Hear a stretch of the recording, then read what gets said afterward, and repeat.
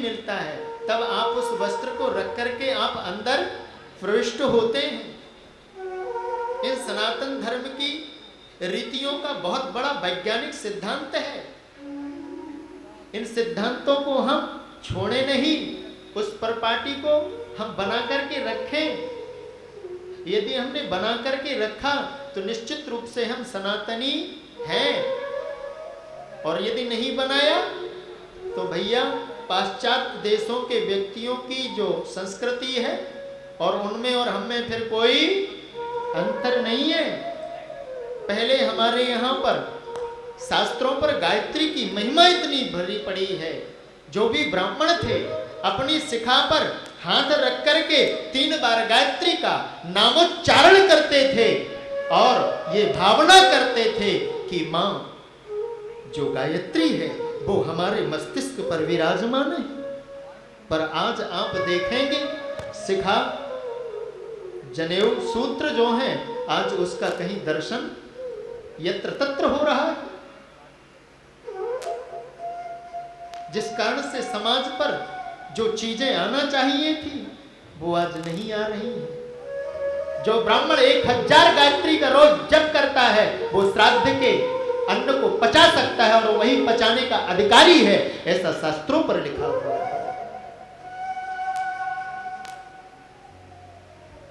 और यदि वो ऐसा नहीं करता है, श्राद्ध कर्म बहुत बड़ा कर्म है, श्रद्धा पूर्वक किया जाने वाला कर्म है ये। इस पर पात्र और पात्र का विचार करना बहुत आवश्यक रहता है। आप सब होकर के तर्पण करेंगे या कहां जनेऊ डालेंगे, कहां नहीं डालेंगे, कहां गौछा डालेंगे, कब आप किस चंचली से, कि देव तीर्थ से, पितृ तीर्थ से, देव ऋण है, ऋषि ऋण है, इन सब ऋणों की आपके ऊपर भार है। इसी काल पर आप इन सबको करके अपने ऋणों से मुक्त होते हैं। अरे उनकी बात तो छोड़ो, आजकल तो माताओं ने भी अपने केस कटा दिए, प्रेम से कहो राधे राधे। हाँ, ऐसी कटिंग वो चली है ना, मैंने कई जगह देखा है। वो यहां तक जरा हिलते हुए एक कुत्ते को देखा हमने, कुत्ते जैसे बाल महाराज। मैंने कही ओहो, जाके जैसे बाल आजकल माताएं भी रखने लग गई, तब तो हो गया काम। प्रेम से कहो राधे राधे। अरे माताओं, अपने केसों की महिमा को आप जानती हो, क्या महिमा है? हमारे अभिभावक भी छोटी छोटी बच्चियों के ले जाकर के महाराज वो साथ पे जाते हैं और कटिंग करवाने के लिए जाते हैं। भैया जब वो 8 वर्षा की हो जाए तो फिर उसके बालों को कटवाना नहीं चाहिए। 1 वर्ष में या 3 वर्ष पे उसका मुंडन संस्कार लिखा हुआ है, तब आप उसका मुंडन संस्कार करवा सकते हैं। पश्चात बालिका के केसों की बहुत बड़ी महिमा है। इन केसों में लक्ष्मी का वास है। फिर अपनी शक्ति को ही तुम अपने हाथों नष्ट कर बैठते हो, फिर कलह पर जीते हो, अच्छा नहीं लगता। प्रेम से कहो श्री राधे। फिर आप ही रोक करके आते हो कि बेटा काम कर नहीं, बेटा बहुत नालायक निकल गया, क्या करें, उसने तो हमें बर्बाद कर दिया। हाँ, बहुत सारी समस्याएं होती हैं। एक मैया के 2 बेटा, प्रेम से कहो राधे राधे। बड़ी प्रसन्न, एक बेटा डॉक्टर और एक बेटा इंजीनियर। तीर्थ पर गई, दूसरी बहन मिली और उसने पूछा, अरे बहना हालचाल क्या है? उसने कहा बहुत बढ़िया है, मैं बहुत खुश हूँ। अच्छा, वाह वाह, बेटे मेरे 2 हैं, एक बेटा है डॉक्टर और एक है इंजीनियर, दोनों काम करते हैं और समय से मुझे अकाउंट पे भेज देते हैं। बस संत सेवा करती हूँ, ठाकुर सेवा करती हूँ, दत्त नारायण सेवा करती हूँ, बस आनंद से तीर्थ का दर्शन करते हुए बिहारी जी से अखियां लड़ा करके रखती हूँ। और बहना आपके कितने बेटा हैं? बेटा है 6। ओहो, तू तो मुझसे भी भाग्यशाली है। अरे बहना क्या करते हैं बेटा? तीन तो फरहर चल रहे हैं। उसने कहा 3 तो फरहर चल रहे हैं और 3 सेंट्रल जेल में हैं। प्रेम से कहो श्री राम।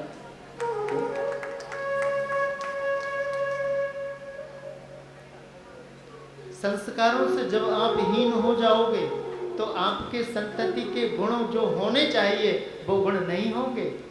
इसलिए हमारे यहाँ पर संस्कारों की बहुत बड़ी महिमा है। कब संस्कार, कौन सा संस्कार किस समय पर करना चाहिए। आज राष्ट्र पर अबुद्धिजीवियों का इतना बड़ा समूह एकत्रित हो गया है कि बुद्धिजीवी उस पे तो कुछ ही है। आज टीम की टीम तैयार है, लेकिन जो भारत स्वर्ण की चिड़िया कहा जाता था, जो भारत गुरु प्रधान देश कहा जाता था, आज वह गुरु प्रधान देश की महिमा जो दिखलाई पड़नी चाहिए वो दर्शन लुप्त होता हुआ नजर आ रहा है। लोग पहले चोटी रख करके एक ही बात गाते थे, झंडा ऊंचा रहे हमारा। और जब से चोटी कटी और गले में टाई लटकाई तब से झंडा नीचा, झंडा नीचा ही। ऊंचा तो 26 जनवरी 15 अगस्त को कर लेते हैं, पर देश की वास्तविकता पर जब आप दर्शन करोगे तो वो नीचा ही नजर आ रहा है। उसका मूल कारण केवल एक है कि हम अपने भारतीय संस्कारों से कुछ बहुत दूर जा रहे हैं। जब तक हम दूर रहेंगे तब तक हम भारतीय नहीं कहलाएंगे, गोविंद के प्राण प्यारे नहीं बन पाएंगे। भैया, जिस घर पर कलह है, यदि वो घर को आप स्वर्ग बनाना चाहे तो भागवत का सूत्र है, एक काम कर लेना। यदि उस सूत्र को आपने पिरो लिया, हृदयस्थ कर लिया, तो निश्चित रूप से आपका जो घर था वो स्वर्ग बन जाएगा। वो सूत्र केवल इतना है, यदि पिता का बेटे से तादात्म्य नहीं बन रहा है तो बेटे को एक काम करना पड़ेगा, कुछ नहीं करना है। जिस बहू का अपने सास से तादात्म्य स्थापित नहीं हो रहा है तो उस बहू को कार्य करना पड़ेगा। जिस सास का नहीं बन पा रहा है तो सास को भी करना पड़ेगा। बस एक काम करना पड़ेगा, बहुत छोटा सा वर्क है। यदि आपने उस वर्क को कर लिया तो आप देखना जब आप मुझे अगली कथा पर मिलोगे तो आप कहोगे निश्चित रूप से हमारा घर सुख और शांति से परिपूर्ण नजर आता हुआ आ रहा है। आपने जो सूत्र दिया है वो सूत्र वास्तव में बहुत कारगर है। छोटा सा सूत्र है, बहुत ध्यान रखना। यदि बेटा का पिता से तादात्म्य नहीं है तो कुछ नहीं बोलना है, जाकर के पिता को सुबह और शाम प्रणाम करना है। बस प्रणाम करके उसको सोना है। पति का यदि पत्नी से नहीं बन पा रहा है तो पत्नी को चाहिए कि सोते समय कुछ मत बोले, जाकर के उसके 5 बार चरणों को दबावे और दबा करके चुपचाप सो जावे।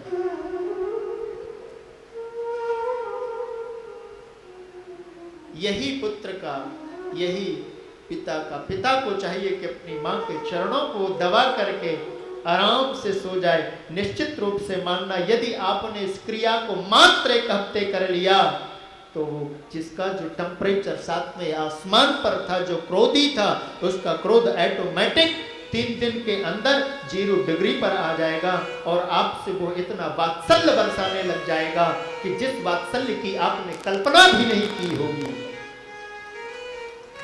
प्रिय बंधुओं, हमारी संस्कृति ने वय का सम्मान करना सिखलाया। आज समाज पर वय का सम्मान जाता हुआ नजर आ रहा है। हम अपने वृद्धों का सम्मान करना भूलते हुए जा रहे हैं। हमें वय का सम्मान करना आना चाहिए। वृद्ध की आवश्यकता बहुत है, आप ध्यान रखना। उसके ही दिशा निर्देश पर आप यहां तक पहुंचे हो। कई ऐसे नालायक पुत्र उत्पन्न हो जाते हैं और एक बात कहते हैं, तुमने हमारे लिए किया ही क्या है? और जब वो स्टैंड हो जाता है तो अपने इष्ट और मित्रों से जाकर के एक बात को कहता, पिता ने मेरे लिए किया ही क्या है? अरे मुझको पढ़ा दिया, फिर मैं वहां से निकल पड़ा और फिर मैं अपने आप इतना यहां तक पहुंचा हूं। अरे मूर्ख, तुझे यदि पिता ने इस धरा पर नहीं लाया होता तो तू इस स्थिति पर क्या पहुंच सकता था?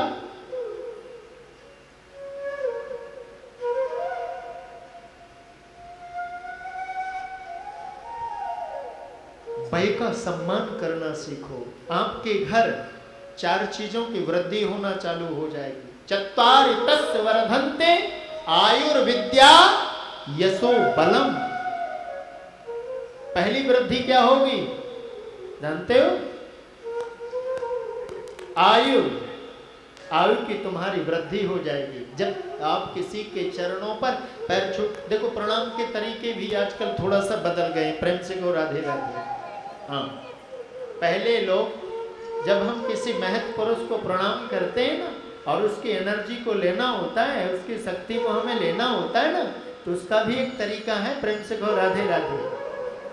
हम क्रॉस मार करके उसके दोनों चरणों को अंगूठे को छू करके फिर प्रणाम अपने मस्तक पर लगाते हैं। ये महत् पुरुष के प्रणाम करने का तरीका है। प्रेम से कहो राधे राधे। किंतु प्रणाम की तो पद्धति अब थोड़ा सा और ऊपर उठ गई ना जी।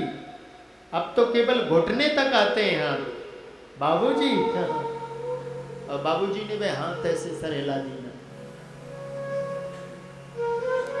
पहले जब मैया का बेटा आता ना मैया के पास में हैं या कई दिन के बाद मिलता तो मैया सबसे पहले उसको कैसे प्यार देती थी मालूम? उसका सबसे पहले मस्तक चूमती थी, उसका मस्तक सूंघती थी और वो पुत्र का स्नेह और माँ का स्नेह पुत्र पर और पुत्र का स्नेह माँ पर समाहित हो जाता था। और जब वो वात्सल्य प्रेम समाहित रहता था फिर कभी माँ और बेटे पर अनबन नहीं होती थी। यही पिता करता था। अब तो थोड़ा और भी हट गया, घुटने से थोड़ा और ऊपर हो गया, थोड़ा झुकने ही लग गए, कंधा ही थोड़ा टेढ़ा किया मानो उसने प्रणाम कर लिया। उससे थोड़ा और आगे बढ़े। पहले जब इष्ट और मित्र मिलते थे तो आपस पर हृदय से हृदय लगा करके मिलते थे। प्रभु हृदय से हृदय लगना भी दूर हो गया। मैंने देखा है और आज भी मैं अपने ग्राम पर इस संस्कृति का दर्शन करता हूँ। दीपावली और दशहरा पर कम से कम लोग न करें अन्य दिनों पर, किंतु दीपावली दशहरा पर इस संस्कृति के संस्कार का मुझे दर्शन आज भी, मुझे शहरों पे तो नहीं दिखलाई पड़ा किंतु मुझे ग्रामीणांचल क्षेत्र पर आज भी इसका मुझे दर्शन प्राप्त हुआ। उससे भी अब तो हाथ मिलाने लग गए। फिर हाथ भी कम से कम ठीक है, पर अब तो हाथ भी नहीं मिलाते, अब तो हाथ हिलाने लग गए। प्रेम से कहो श्री राधे। किसी को देखो आप सी ऑफ करने के लिए जाओ बाहर तक, हाँ छोड़ने के लिए जाओ तो वो तुरंत हाथ हिलाते हैं। वो गाड़ी पे चढ़ा नहीं, बैठा नहीं सीट पे, उसने हाथ हिलाया तो पास पे खड़े हुए दरवाजे वाले व्यक्ति ने भी हाथ हिलाया। हाथ हिलाने का मतलब जानते हो? बोले ना हम तुम्हारे ना तुम हमारे। ठीक है, राधे राधे। हाँ? कैसी विचित्र स्थितियां आ रही हैं? भगवान सुखदेव वर्णन करते हुए कहते हैं, वेदव्यास का पूर्व चरित्र यहाँ पर श्रवण किया गया है। भगवान वेदव्यास एक दिन बहुत व्याकुल थे। उनके पास पर देवर्षि नारद पहुँचे और नारद ने उनकी चिंता को जाना है। आप क्यों इतने चिंतित हैं, दुखी हैं? वेदव्यास ने कहा, देवर्षि, मैंने 17 पुराणों की रचना की, वेदों के 4 विभाग किए, ऋग्वेद, यजुर्वेद, अथर्ववेद, सामवेद, और पृथक के अलग अलग शिष्य भी नियुक्त कर दिए, किंतु फिर भी मेरे मन को शांति नहीं मिल पा रही है। मैं क्या करूं? देवर्षि नारद ने कहा, भगवान, हम आपसे एक बात कहें, वह ये, जिन पुराणों पर आपने गीत गाए हैं ना, वो तो बरातियों के गीत गाए हैं, अभी तक आपने दूल्हे के गीत नहीं गाए हैं। प्रेम से कहो श्री राधे। तो दूल्हे के आप गीत गा दीजिए, आपको शांति मिल जाएगी। प्रेम से कहो श्री राधे। देखो,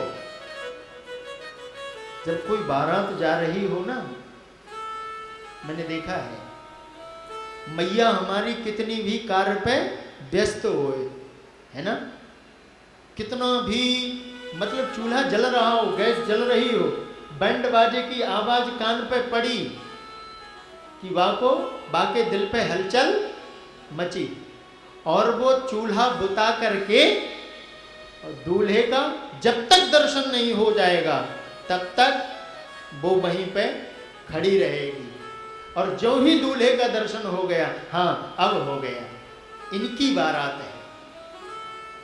देवर्षि नारद ने भी यही कहा, भगवान, अभी तक आपने जो है ना वो बारातियों की गीत गाए हैं, जरा दूल्हे के गीत गा करके देखो, शांति मिल जाएगी। चतुश्लोकी भागवत का संस्मरण करवाया है, और चतुश्लोकी माध्यम से भगवान वेदव्यास ने इस महाग्रंथ का निर्माण किया है, जिसमें 18,000 श्लोक अंकित हैं, 12 स्कंद हैं और 365 अध्याय हैं। प्रेम से कहो श्री राधे। सूत जी से सौनकाद ऋषियों ने परीक्षित के विषय पर पूछा है कि ये महाराज परीक्षित कौन थे, तो श्री सूत जी ने महाभारत का स्मरण किया। यदा मृधे कौरव संजयाना वीरे स्वथो वीर गतिं गतेषु ब्रकोदरा विद्धि गदाभिमर्शो भग्नोरुदण्डे धृतराष्ट्रपुत्रे। इस भारत भूमि पर जब काले काले मेघों से आच्छादित होकर के कुरुक्षेत्र के उस प्रांगण पर महाभारत का युद्ध चल रहा था, कौरवों के 99 भाई मारे जा चुके थे, अंतिम युद्ध चल रहा था, दुर्योधन का और भीम का वो भी गदा युद्ध चल रहा था। उसी समय पर भीम ने गदा का प्रहार करके दुर्योधन की जंघा को तोड़ दिया, और विजयश्री का शंख बजाते हुए भीम पांडवों के साथ शिविर पर उपस्थित हो गए। पांडवों की विजय हुई। यहां रथांगण पर पड़े हुए दुर्योधन को देखने के लिए अस्तस्थामा, जो उसका मित्र था, कृपाचार्य अस्तस्थामा रंगभूमि पर उपस्थित हुए, और मित्र की इस दशा को देख करके अस्तस्थामा बोला, मित्र, आपकी ये दुर्गति, आपकी ये गति किसने की? एक बात कहूं, यदि आपने मुझे अपनी सेना का महामंत्री बनाया होता तो आज ये दिन आपको देखना नहीं पड़ता। दुर्योधन ने कहा, अस्तस्थामा, ठहरो ठहरो, अभी राजा जीवित है, राजा जीवित है, राजा आज तुमको मंत्री बना सकता है। और दुर्योधन ने क्या किया? बहती हुई जंघा के रक्त से अस्तस्थामा का तिलक कर दिया, न कुमकुम न अक्षत। अस्तस्थामा बोला, मित्र तुमने मुझे अपनी सेना का सेना नायक बनाया, महामंत्री बनाया। देखो मैं पांचों पांडवों के सरों को ला करके आपके सामने रखता हूं। वाह मित्र, यदि तूने ऐसा कार्य कर दिया तो मैं तुझे अपना महामंत्री ही मानूंगा।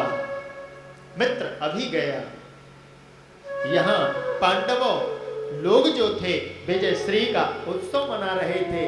आज द्वारकाधीश ने कहा, अर्जुन आओ, विजय श्री का जो उत्सव है वह हम सब लोग इस चंद्रमा की विद्युत कांति पर वन पर वहां उत्सव मनाएंगे। अर्जुन ने कहा, जो आज्ञा। और अर्जुन, नकुल, सहदेव, महाराज युधिष्ठिर, संपूर्ण पांचों पांडव योगेश्वर श्री कृष्ण के साथ पर हुए। द्रौपदी अभी कक्ष पर ही थी। कन्हैया ने कहा, देवी आप नहीं चलोगी विजय उत्सव पर? द्रौपदी ने कहा, चलती तो, लेकिन ये मेरे 5 पुत्र अभी सोए हुए हैं, मैं इनकी रक्षा पर उपस्थित हूं। अरे तुम चलो, इनकी रक्षा सब हो जाएगी। इतना ही कहा, द्रौपदी भी साथ पर हो ली और विजय उत्सव पर चले गए। यहां अस्तस्थामा रात्रि को आया। पांडवों की सैयाओं पर पांडवों के 5 पुत्रों को लेटे हुए देख करके और अस्तस्थामा ने समझा कि 5 पांडव हैं और खड़ग उठा करके खंड से अलग कर दिया है। मस्तक उठाए हैं, झोले पे डाले और लेकर के दुर्योधन के पास पर पहुंचा। मित्र देखो देखो, मैंने 5 पांडवों का वध कर दिया। दुर्योधन ने कहा, सबसे पहले मुझे आप भीम का मस्तक दो। उसने भीम पुत्र का मस्तक उठाया, दिया। दुर्योधन ने हाथ पर लिया, मसला फूट गया। अरे तूने तो सर्वस्व नाश ही कर दिया।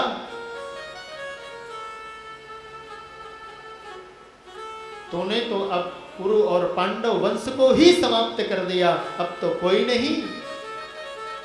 इसको श्राप था, यदि तुझे प्रसन्नता हो जाएगी, यदि तुझे कभी अति शोक हो जाएगा तो तेरी मृत्यु हो जाएगी। उसी क्षण दुर्योधन की मृत्यु हो गई है। और यहाँ जब उत्सव पूर्ण होने पर द्रौपदी आई हुई है और द्रौपदी की दृष्टि कक्ष पर गई है। रक्त रंजित कक्ष को देख करके द्रौपदी चित्कार पड़ी। उस चित्कार की आवाज को सुन करके अर्जुन भी चित्कार पड़े। यहां तक कि 5 पांडव भी आश्चर्यचकित रह गए। अर्जुन ने अपना गांडीव उठाया, देवी रोमत, आज सूर्यास्त से पहले ऐसा घृणित करने वाले को मैं आपके सामने ला करके उसे मृत्यु दंड दूंगा। द्वारकेश रथ लाओ। द्वारकानाथ रथ लाए हैं, लाकर के अर्जुन विराजमान हुए हैं। अस्तस्थामा का पीछा किया है। पीछा करते ही मिला है। द्वारकाधीश ने कहा, अर्जुन चला दो बाण, इसको खत्म कर दो। नहीं नहीं द्वारकेश, मैंने प्रतिज्ञा की है, इसको द्रौपदी के सामने ला करके खड़ा करूंगा। और रस्सियों से बांध करके अस्तस्थामा को अर्जुन लाए, द्रौपदी के सामने उपस्थित किया है।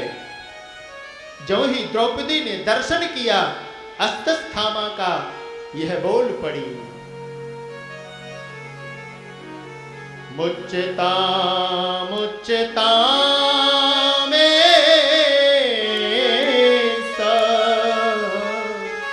ब्राह्मणो नितराम। अरे इसे छोड़ दो, छोड़ दो, छोड़ दो। देखो द्रौपदी जैसी नारी, द्रौपदी का जैसा चरित्र आज भी गाया जा रहा है। वो क्यों गाया जा रहा है?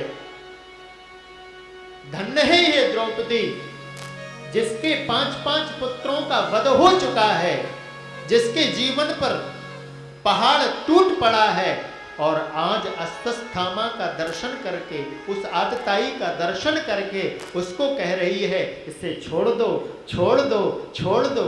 ये कौन है अस्तस्थामा? ये द्रोणाचार्य का पुत्र है अस्तस्थामा।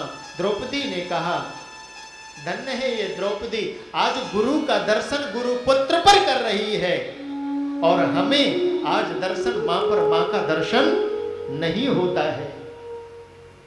द्रौपदी धन्य है, गुरु पुत्र पर गुरु का दर्शन हो रहा है, इसलिए कह रही है, अरे जिनसे तुमने धनुर्विद्या को सीखा, जिससे तुम इस महाभारत के रथ को जीत सके, आज उसी गुरु पुत्र को आप इस प्रकार से बांध करके रखे हुए हैं। छोड़ दो, छोड़ दो, छोड़ दो।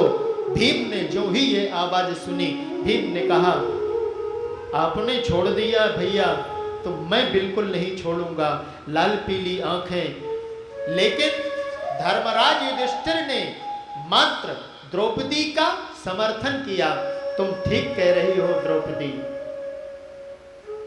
नकुल और सहदेव का भी यही मत रहा, इसको